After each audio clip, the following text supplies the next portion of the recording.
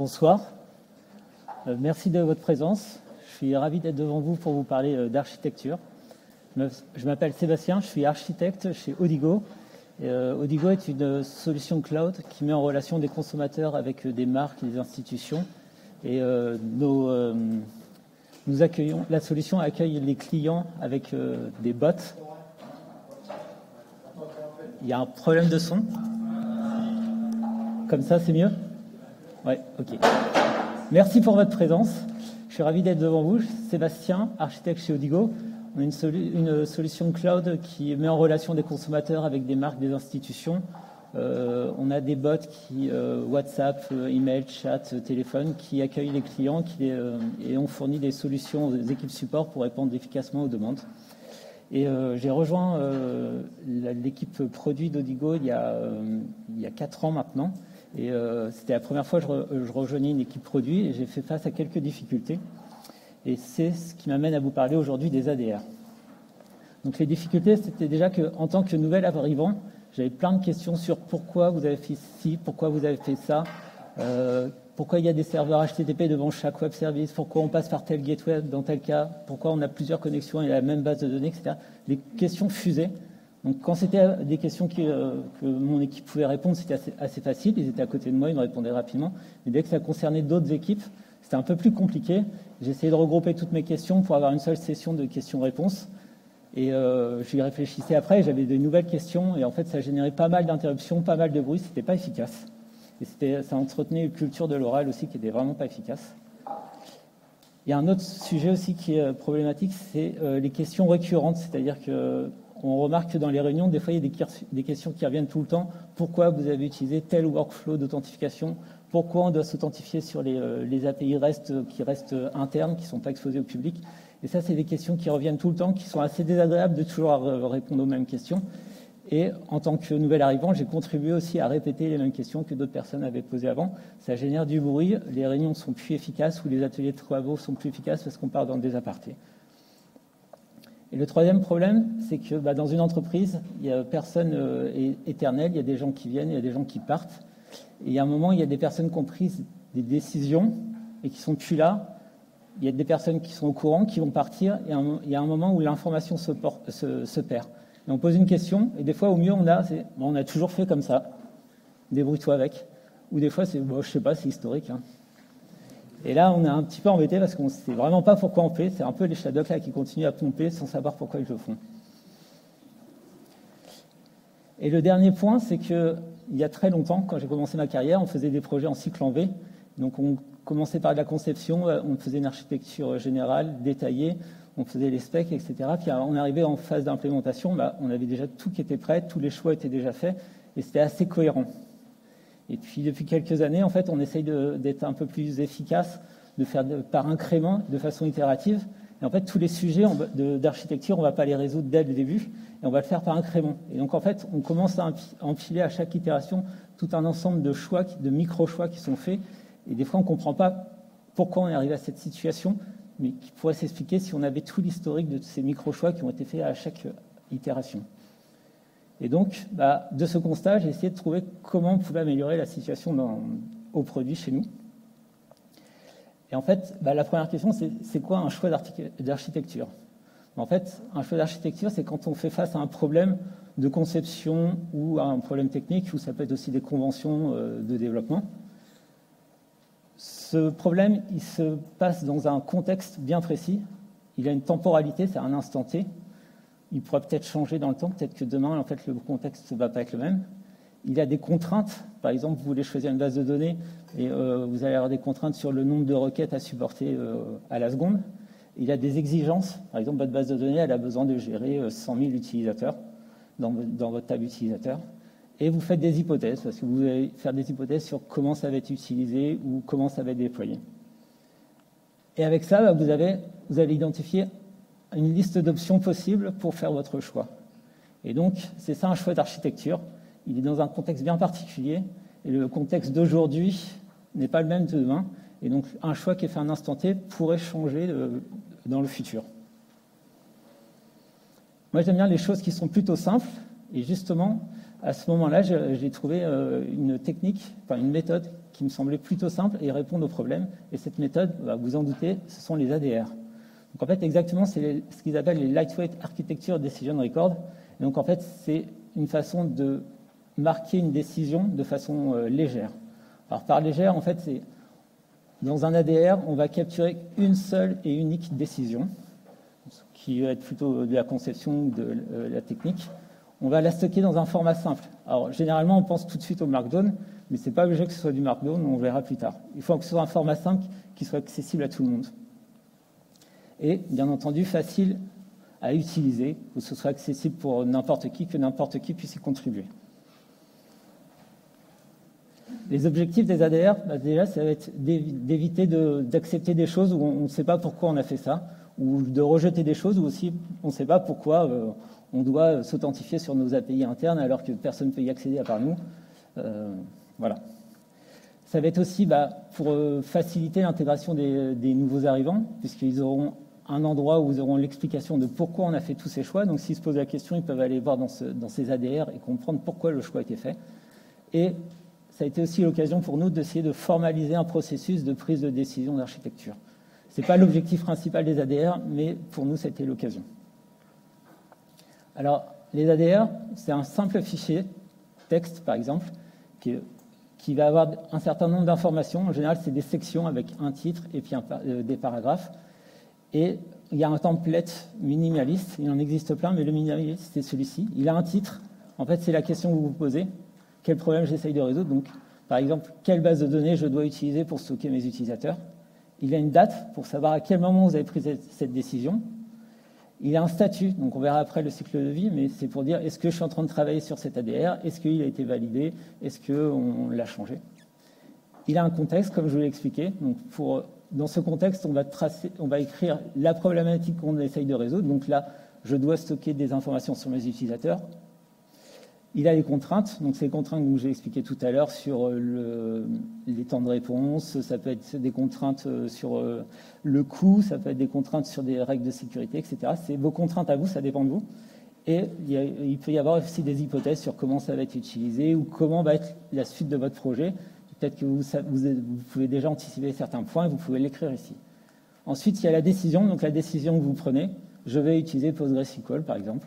Donc ça, c'est la décision. Et les conséquences. Parce que quand vous faites un choix, il va y avoir des conséquences sur votre architecture ou sur votre produit. Donc là, par exemple, ça va être, je dois installer des nouvelles bases de données. Mes équipes de production ou mes équipes de développement ne connaissent pas cette techno, il faut les former sur cette techno. Je dois ajouter des connecteurs pour ça, etc., etc. Toutes les conséquences, qu'elles soient positives ou négatives. Donc ça, c'est le modèle minimaliste, qui est plutôt efficace. Nous, on a choisi d'en avoir un avec un petit peu plus d'informations. Donc on rajoute dedans le porteur, donc la personne qui va porter l'ADR, donc qui va animer des ateliers s'il y a des ateliers à faire, qui va présenter cet ADR au forum des architectes chez nous. Les différentes parties prenantes, donc c'est les équipes qui sont affectées par cette décision. Donc les équipes qui vont devoir implémenter ou qui devront utiliser la solution qu'on choisit. Les facteurs de décision, donc quels sont les critères qui vont nous permettre de choisir entre différentes solutions. Donc ça peut être des critères de performance, de coût, de rapidité. Par exemple, vous devez avoir une solution en moins de 3 semaines. Alors peut-être qu'il y en a une meilleure techniquement, mais que dans le temps imparti, on partira sur une solution peut-être plus simple. Ensuite, dans la décision, on aime bien mettre la justification de pourquoi on a choisi cette solution. Il y a une autre méthode un petit peu plus scolaire où en fait, on va mettre des poids sur les facteurs de décision. Et pour chaque option, on va les valoriser en fonction de chaque facteur de décision. On calcule la valeur et ça permet de définir quelle est la bonne décision à prendre et ça évite certains débats. Nous, aujourd'hui, on est plutôt sur un choix collégial en fonction des différentes options. On ne fait pas aujourd'hui d'évaluation avec des facteurs de décision pondérés. Dans les conséquences, on aime bien séparer les conséquences positives et négatives, ce qui permet de voir un peu les bénéfices rapidement et puis les points d'attention qu'on va voir ou les efforts à faire. Et enfin, on aime bien aussi tracer toutes les options qu'on a envisagées, ce qui permet, quand plus tard quelqu'un va revenir vers nous pour dire « mais au fait, vous n'avez pas pensé à faire du MySQL ?» Bah oui, effectivement, on y a pensé, voilà pourquoi on ne l'a pas choisi avec les pour et contre. Un ADR, je vous ai dit, c'est un bête fichier texte. Donc en Markdown, ça ressemble à ça. Vous allez avoir un titre avec votre question. Donc là c'est Pour nos API, on va utiliser du JSON ou du gRPC. Le statut, donc là, l'ADR a été accepté. Le contexte, donc dans lequel on va dire quelle problématique on essaye de répondre. Donc là, on veut mettre en place des API, on ne sait pas quel protocole utiliser. On décrit les différentes contraintes qu'il y a dans le système. Le paragraphe de la décision, on explique quelle solution on choisit, pourquoi on l'a choisi. Et ensuite, les conséquences. Donc, le fait d'avoir choisi le gRPC, ça nous implique de faire ça, etc. Donc ça, c'est en format Markdown, c'est le format le plus courant. On appelle ça le MADR. Nous, on est parti aujourd'hui sur du Confluence. Donc, dans Confluence, ils ont des decision logs. Et l'avantage, c'est que tous les attributs qu'on a rajoutés, en fait, ils sont disponibles sous forme de cartouche dans l'entête de la page Confluence, ce qui nous permet d'avoir une vision assez rapide de toutes ces métadonnées sur le porteur, le statut, les stakeholders. Et en plus, on utilise les commentaires en bas pour pouvoir discuter de façon asynchrone sur ces ADR. Et en fait, on va avoir un ADR par choix, donc soit un fichier Markdown à chaque ADR, soit une page decision log sur votre wiki, n'importe lequel, à vrai dire. Et la collection de tous ces ADR, ça va donner un decision log. Donc en Markdown, c'est bien de construire un index avec tous vos ADR, avec des liens vers chaque ADR. Comme ça, vous avez tout de suite le registre de toutes les décisions qui ont été prises au cours du temps. Donc si vous voulez, vous mettez des clés assez malines, vous allez avoir en plus l'ordre chronologique de prise de décision. Et puis, si vous utilisez un wiki, n'importe lequel, là, donc comme nous, là, sur Confluence, vous avez une page qui vous liste tous vos decision logs, enfin tous vos ADR. Avec ce qui est pratique, vous avez la question, la réponse, les personnes qui ont travaillé dessus, et puis le statut. Donc ça, c'est plutôt pratique. Enfin, en tout cas, pour nous, c'est pratique. Je vous montre rapidement ce que ça peut donner sur du Markdown. Donc là, vous avez un Markdown. La convention, c'est souvent de mettre si vous le mettez dans votre projet, vous mettez dans le répertoire docs ADR, et là, vous avez tous vos Markdown. Donc là, par exemple, ça, c'est le Markdown que je vais montrer sur le JSON. Donc on retrouve, c'est un truc classique pour tous ceux qui font du Markdown. Vous avez un petit outil en ligne de commande qui s'appelle ADR Logs. Vous lui donnez le répertoire où il y a tous vos Markdown avec vos ADR, vous le lancez. En fait, il vous génère tout de suite le index.md qui va permettre de lister tous vos Markdown. Donc c'est celui qu'on retrouve ici. Et vous avez le rendu ici. Et le dernier truc que je voulais vous montrer, c'est qu'il y a un outil qui s'appelle Log4Brains qui permet d'avoir un petit site web statique qui liste vos ADR. Et donc là, par exemple, là, je l'ai lancé. Mince. Et donc, ça génère un site comme ça. Donc, vous avez la page d'accueil qui vous réexplique le principe des ADR. Vous avez un petit historique ici de tous vos ADR avec leur statut. Donc là, c'est avec rangé par ordre chronologique. Et puis là, vous retrouvez votre ADR avec le contexte, etc. Et il y a plein d'autres métadatas que vous pouvez mettre dedans. Donc, vous pouvez retrouver qui a travaillé dessus. Vous pouvez avoir des tags sur les ADR, des liens avec différentes ADR s'il y a des liens entre les ADR.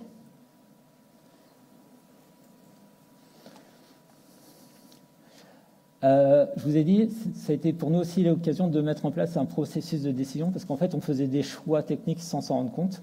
Donc en fait, maintenant, ce qui se passe, c'est que quand on fait de la conception, qu'on a différents ateliers, parfois on identifie un sujet, on sait qu'on a un choix à faire. Donc c'est la première phase d'identification où on dit, bien, je pense qu'il y a un ADR à faire là-dessus. Et donc on demande, vous pensez que c'est pertinent ou pas de faire un ADR? Donc c'est le premier point. Après, ce qu'on va faire, c'est une phase de brainstorming. On va essayer de clarifier le problème, les contraintes, les exigences, et on va essayer d'identifier les différentes options qui s'offrent à nous. Dans ces cas-là, on va évaluer toutes ces options, voir quels sont les avantages et inconvénients de chaque option, et on va essayer d'y tirer pour converger vers un consensus. Et une fois qu'on a trouvé un consensus, on fait valider la décision. Et donc, pour faire tout ce cheminement, on met en place un cycle de vie d'ADR. Donc là, c'est le cycle de vie standard qui est proposé par défaut. Vous pouvez le compléter. Nous, là, il est légèrement différent, mais ce n'est pas intéressant ici. Donc en fait, vous commencez votre ADR, vous le faites en mode draft. Donc là, vous avez identifié un sujet et vous pouvez tout changer dans votre ADR. Il est en brouillon, vous faites vos ateliers, vous discutez avec vos collègues, vous changez n'importe quoi, les options, les décisions, etc. Et à un moment, quand vous arrivez dans votre phase de consensus, vous avez décidé avec le groupe avec lequel vous travaillez sur l'ADR, vous avez décidé de la solution, vous allez le proposer. Nous, on a un forum d'architecture, on a tous nos architectes et puis les tech leads qui sont là, et on va dire, on présente l'ADR, on dit voilà, on est plutôt sur cette solution-là, et le forum valide ou pas l'ADR. S'il est validé, on le marque accepté, et dans ces cas-là, l'ADR, on n'y touche plus jamais. Il est immuable, on ne le modifie pas. Si il est rejeté, on le passe en rejeté, c'est pareil, on n'y touche plus. Ce qui se passe dans la réalité, en fait, nous, on n'a jamais eu d'ADR rejeté. Ce qui peut arriver, c'est que le forum dit « Avez-vous pensé à telle solution ?» Non. On repasse en mode draft et on réitère pour évaluer cette solution. Ou « Avez-vous creusé tel sujet ?» Et on réitère et on repropose plus tard. Tout à l'heure, je vous ai dit, le contexte peut changer. Un choix qui était valable hier, peut-être qu'il ne sera pas valable demain. Vous allez me dire, l'ADR, il est immutable. Comment je fais quand je veux changer de choix? Quand on veut changer de choix, en fait, on crée un nouvel ADR. On repose la même question si c'est strictement la même. Le contexte a changé, donc on modifie le contexte, on explique le nouveau contexte. Et si jamais ce nouvel ADR est accepté, ce qu'on va faire, c'est que l'ancien, on va juste changer le statut pour lui dire il est remplacé, donc c'est le supersede. On dit qu'il est remplacé par tel nouvel ADR qui a été accepté. Et donc, ça nous permet de garder toujours l'ancien ADR. On sait qu'à un moment, on a fait ça. Et entre-temps, le contexte a changé, et on a décidé autre chose, et ça a modifié l'ancien ADR. Il y a aussi deprecated. Nous, on ne l'a jamais utilisé, mais on peut imaginer qu'un choix technique soit plus pertinent et qu'on l'abandonne. Les outils. En fait, vous utilisez l'outil que vous voulez, il y en a plein. Vous pouvez le faire en Markdown, comme je vous ai montré, en mettant vos fichiers Markdown sur GitHub, GitLab, ou n'importe quel outil. Il y a plein de petits outillages. C'est assez sommaire, mais il y a ce qu'il faut pour générer des index, il faut créer, modifier des ADR. Si vous voulez le faire avec une chaîne de CI/CD, avec des merge requests, il y a de quoi automatiser pas mal de choses. Vous pouvez le faire dans un bête fichier texte, dans un wiki. Nous, on utilise Confluence, d'autres utilisent Notion. Enfin, il faut prendre l'outil en fait, qui est le plus pratique pour vous et qui est accessible au maximum de personnes pour qu'un maximum de personnes puissent les consulter et puissent y contribuer également. Donc, choisissez celui que vous voulez. Alors, je vous ai dit, ça fait plus de 4 ans qu'on l'utilise. Donc, quel est le point que je pourrais faire sur l'utilisation des ADR? Déjà, on a un endroit unique, on a une source de vérité qui nous dit tous les choix techniques que l'on a fait et pourquoi on les a fait. Donc là, c'est vraiment important d'avoir un seul endroit où on a toute cette information. C'est pratique parce que ça nous permet de partager la connaissance et aussi de capitaliser sur le retour d'expérience. Parce qu'en fait, des fois, on a une problématique qui va concerner une ou deux équipes. Et les autres équipes, ils ont peut-être déjà travaillé sur ce sujet ou des personnes qui ne sont pas dans l'équipe ont une expérience passée où ils ont déjà traité ce sujet. Et le fait de présenter l'ADR à notre forum d'architecture, des fois, il y a quelqu'un qui dit « Ah, moi, j'ai déjà fait ça dans une vue précédente, il faudrait regarder tel truc, faites attention à ça, ça, ça. » Donc ça, c'est vraiment bénéfique, ça nous permet de capitaliser énormément. Ça permet de la transparence, parce que n'importe qui dans l'entreprise peut aller voir dans notre registre d'ADR et voir pourquoi on a fait les choix ou quels choix on a fait. Donc ça, c'est plutôt bien, je trouve. Ça nous a aidé, tout le monde, à monter en compétence sur les choix d'architecture, parce qu'en fait, avant, on faisait des choix parfois inconsciemment. Et donc là, on a structuré la façon de travailler, donc identifier clairement le problème, définir les exigences, les contraintes, évaluer les options, essayer de se poser, de vraiment peser le pour et contre. Et donc, ça a permis à tout le monde de progresser. Et quand je dis tout le monde, c'est vraiment tout le monde. C'est-à-dire que n'importe qui peut se prendre un des sujets, travailler dessus, soit le porter, soit contribuer en faisant partie du groupe de personnes qui va travailler sur l'ADR. Et ça peut être même des personnes qui d'habitude ne font pas de l'architecture, on tombe sur un sujet qui leur plaît, ils peuvent travailler dessus. Et donc, du coup, on s'éloigne un petit peu du modèle de l'architecte dans sa tour d'ivoire qui décide tout seul. Là, c'est vraiment un travail collaboratif. C'est toutes les équipes et toutes les personnes des équipes qui peuvent travailler sur ces sujets. Comme on implique tout le monde, l'adhésion à chaque choix est meilleure, puisqu'en fait, les personnes qui ont travaillé dessus, c'est eux qui ont fait le choix. Donc, déjà, elles adhèrent. Elles vont le porter à leurs équipes.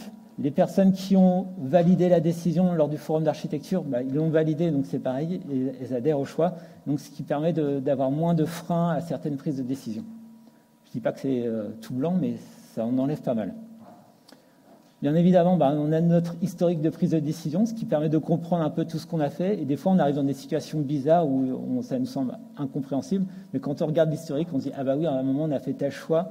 Et puis après, on a fait tel autre choix. Mais ces deux choix-là sont incompatibles. Donc c'est pour ça qu'aujourd'hui, on arrive à telle situation. On prend un nouveau choix, c'est pas grave. » L'autre point qui était intéressant, c'était la partie communication asynchrone. Donc, ce n'est pas forcément lié avec les ADR, mais c'est le fait d'engager des discussions par écrit. Donc, soit dans une merge request, vous faites votre discussion, soit sur votre wiki, vous partez sur des commentaires. Parce qu'en fait, tout le monde ne va pas participer à l'ADR. Il y a des personnes qui peuvent avoir des choses intéressantes à porter, donc ils peuvent le faire en commentaire. Ou tout le monde n'est pas forcément disponible lors d'ateliers. Et donc là, pareil, elles peuvent ajouter un commentaire pour aider l'équipe qui travaille dessus. Et aussi, à chaque fois que quelqu'un nous dit pourquoi vous avez fait ça, on a juste à donner le lien et tout de suite la personne a toutes les infos sur pourquoi on a fait ça et quelles sont les solutions qu'on avait envisagées, ce qui évite à chacun de se répéter et on s'en porte mieux. Il y a eu des difficultés. Le premier que j'ai rencontré, c'était de trouver des porteurs. Au début, les personnes étaient plutôt, réservées ou peur du regard de l'autre. J'ai eu du mal à trouver des porteurs au tout début, puis au fur et à mesure, c'est venu. Le suivi des ADR n'est pas simple quand vous en avez beaucoup, parce que quand vous êtes dans du Markdown, vous avez tous vos fichiers texte, vous ne savez pas forcément quel est le statut, sauf si vous utilisez une web app. Mais ce n'est pas toujours simple. Ce qui est moyen aussi, c'est l'accessibilité des ADR. Bon, on les a tous là. Là, quand on en a 10, 20, ça va. Et dès que vous en avez beaucoup, ça devient un peu plus compliqué de remonter dans l'historique, de trouver des informations. Il y a des systèmes de tags où on peut indexer les Markdown, etc., qui peuvent marcher, notamment dans Log4Brains. Je ne vous l'ai pas montré, mais en fait, il y a une barre de recherche en haut, donc vous faites des recherches sur des mots-clés pour retrouver tous les ADR qui parlent d'un mot-clé. L'ADR, il vous donne une structure pour poser sur le papier votre décision. Par contre, ça ne vous aide pas à prendre la décision. Donc ça, il faut le garder à l'esprit. C'est juste un moyen de tracer une décision. Les victoires, ma toute première victoire, c'est le jour où quelqu'un, pendant une réunion, m'a dit « Il ne faudrait pas créer un ADR là ?» À ce moment-là, je me suis dit « C'est bon, ça prend. » J'étais content. Et à chaque fois que quelqu'un me dit « Mais on n'a jamais dit qu'on allait faire ça. » Et là, je ressors l'ADR, ou n'importe qui ressort l'ADR, et là, c'est plutôt satisfaisant aussi. Ou quand il y a des personnes, soit du produit ou même d'autres équipes, je dis, mais pourquoi vous avez fait ça? C'est n'importe quoi. Et là, on ressort l'ADR, on leur explique, on a tout de suite l'info, on n'a pas besoin de rechercher, mais au fait, qu'est-ce qu'on avait dit, quelles étaient les solutions, là, on a tout sous la main. Et encore une fois, à chaque fois que quelqu'un nous dit, il faut écrire un ADR, là, c'est tout de suite de la dopamine. Mon petit retour d'expérience personnelle. Donc, au tout début, j'avais mis en place des Markdown dans le dépôt Git avec une seule équipe de dev à laquelle je faisais partie, donc avec des merge requests, des discussions et un petit outillage. Donc ça, c'était bien parce que c'est colocaliser le code et les prises de décision et c'était en revanche accessible que aux développeurs et ça marchait que sur une seule équipe. Il y a des personnes qui ont un dépôt central où ils mettent tous les ADR de toutes les équipes dans un dépôt Git. Et encore une fois, c'est plutôt accessible à des développeurs ou des personnes qui ont l'habitude d'utiliser Git. Donc nous, comme je vous l'ai dit, on a décidé après de passer sur Confluence. Ça rend accessible à toutes les équipes du produit. Par contre, comme je vous l'ai dit, le suivi de tous ces ADR n'est pas simple. Ensuite, on l'a propagé à l'entreprise, parce qu'on a, en dehors de l'équipe produit, on a d'autres équipes, on a d'autres décisions à prendre qui sont transverses à l'entreprise. Et ça devenait vite ingérable parce qu'on avait des décisions qui étaient longues à prendre, qui mettaient en relation plein d'équipes. Et donc, ils ont décidé de passer par des tickets Jira. Donc, pour le suivi des ADR, c'est super. En revanche, ce n'est pas fait pour de la documentation. Donc, je ne suis pas trop fan et ça ne marche pas super bien pour bien tracer le contexte et les décisions.